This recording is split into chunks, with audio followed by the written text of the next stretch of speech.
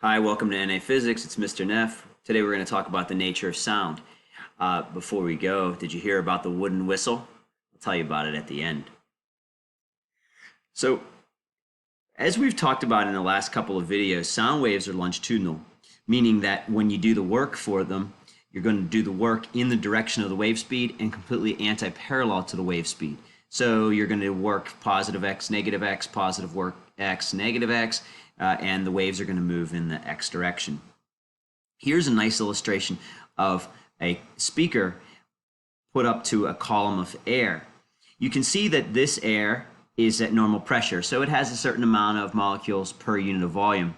And the speaker has vibrated out. It has pushed some air forward, and it has made this area where the air molecules are way, way more plentiful per volume than they would normally be.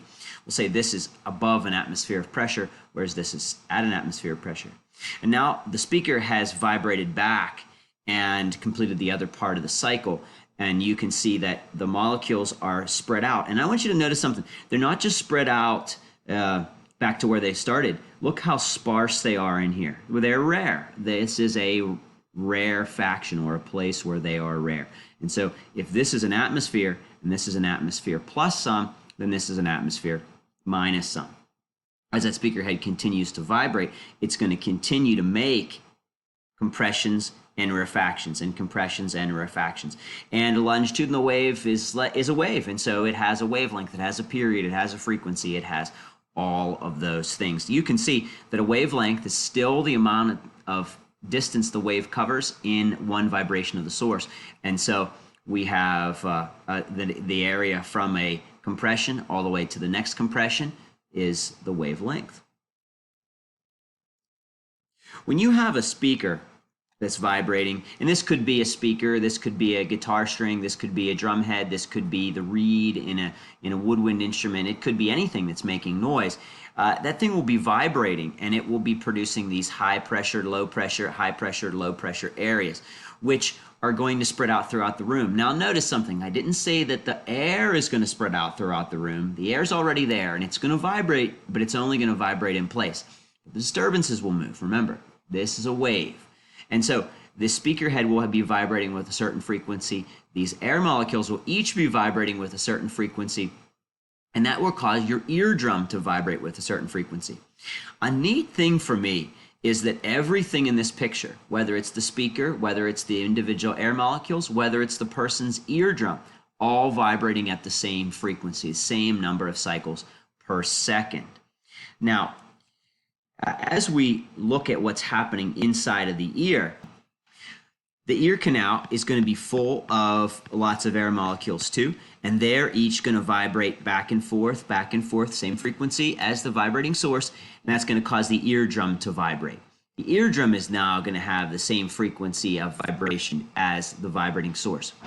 Now, the three bones of the inner ear, the hammer, the anvil, and the stirrup, are going to also vibrate on that frequency, and that will cause the fluid inside of the cochlea to vibrate. The cochlea is the neatest thing. It's a place where that mechanical energy, that mechanical wave, is going to get turned into an electrical signal and sent down to your brain.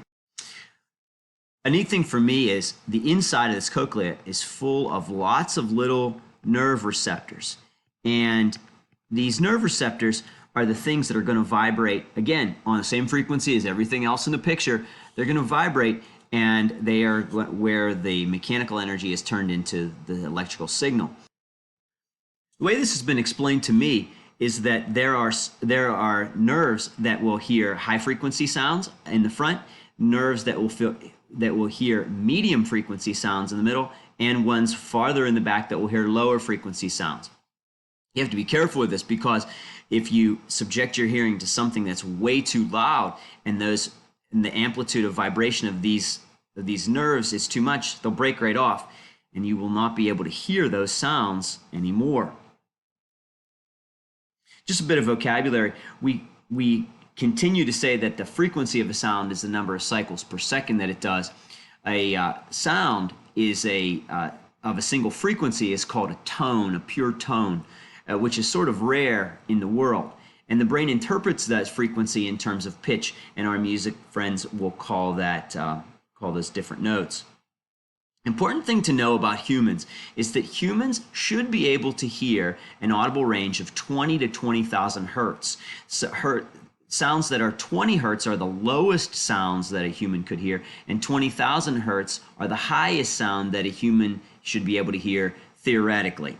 Now, anything that's lower than 20 hertz we call infra, below our sonic range. And anything greater than 20,000 hertz is called ultrasonic, or above our audible range. It really is all about us, though. As you can see here, that some animals are really superior to us in terms of the frequencies that they can hear. Some animals can hear way lower than the 20 hertz, and some of them can hear, many of them can hear way above the 20,000 hertz. One more tie-in with the frequency. Our music types will use the frequency to determine what sound or note is being played. You can see that things that are in this low range, the music types will call a low bass. Things that are in this 50 to 100, they're going to call that bass guitars and things like that. 100 to 200, it would be upper bass, mostly with some vocals and so forth. And as you continue to go on, you get some different sounds.